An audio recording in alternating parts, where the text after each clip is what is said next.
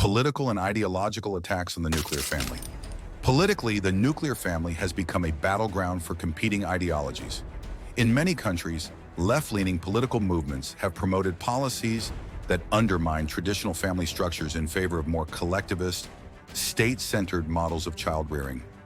Governments are increasingly seen as the primary caretakers and educators of children, with the family unit playing a diminished role. This shift is evident in policies that promote state-funded childcare, universal pre-K, and other programs that reduce the time children spend with their families in favor of institutionalized care.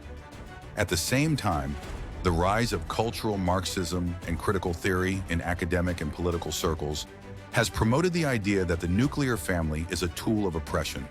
Proponents of these ideologies argue that the traditional family perpetuates inequality, particularly along gender and class lines.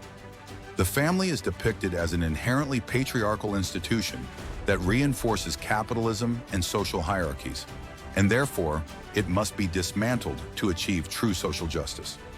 This ideological assault is not confined to national borders. International organizations such as the United Nations and the World Economic Forum have also promoted policies that challenge traditional family values, often under the guise of human rights or gender equality.